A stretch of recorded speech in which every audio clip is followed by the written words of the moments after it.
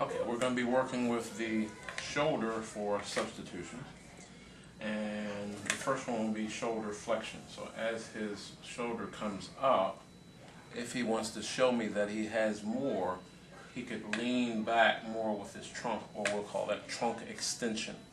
So we want to prevent the substitution of trunk extension. So I could place my hand here on the shoulder at the posterior region to prevent the trunk extension, so he can bring his arm up and feel this proprioceptive feedback to prevent him from going back any further. That will be the stabilization for shoulder flexion. For shoulder extension, when his arm comes back this way, he could show me that he has more motion by flexing his trunk. And we can see the more he flexes his trunk, the higher his arm would become. So, for that motion, we want to place our hand on the anterior shoulder to prevent trunk flexion. And as he brings his arm up, we will only see the motion of shoulder extension or shoulder hyperextension. And if he tried to bring his trunk forward, I could hold or stabilize here at this point. Now, if we want to go for shoulder abduction, I'm going to scoot around at this point here. Shoulder abduction, his arm would come up in this direction that way. All right. Now, if he wants to show me that he has more, or if he's going to substitute, he's going to trunk flex to the opposite side. All right. So, what I want to do is keep my hand here on his opposite shoulder. I can keep it on both sides, and bring his arm up, and as his arm comes up, I will put my hand on this opposite shoulder to prevent any substitution of trunk lateral bending to that opposite side. Okay. Now, we're going to start with shoulder horizontal adduction, and that is the motion where the arm comes all the way around this way. All right.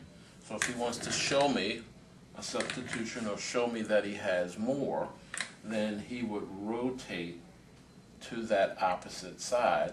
So what I want to do is, when he performs the motion, I could stabilize here at the shoulders and prevent the motion. I'm pulling back here. I can even push a little forward here on the shoulder on the opposite side to give that feedback to not go any further. All right. The last two motions would be internal and external rotation of the shoulder. This would be considered the neutral rotation of the shoulder. This would be considered internal, and this would be considered external. Here is neutral. So if he tries to do internal rotation this way, his substitution could be protraction of the shoulder girdle. This could come more forward, but also a substitution could be trunk flexion. All right.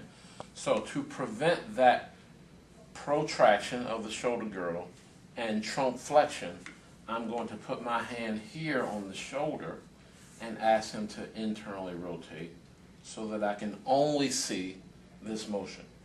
Now, of course, we want to make sure that this, or the arm, is over top of a table so that his arm is supported, and we can put it right there on the edge of that table and bring and let his arm come right over the edge that way. And if he wants to come more forward, I'm going to stabilize here. All right. If we want to do shoulder external rotation, the substitution could be trunk extension. All right. So what we want to do is prevent any trunk extension by holding here, and if you can just bring your arm back towards me, and he'll bring it back. If he tried to substitute, my stabilization is here to prevent shoulder retraction if that was possible, but more so trunk extension when he's doing external rotation of the shoulder. And that is the substitutions for the shoulder.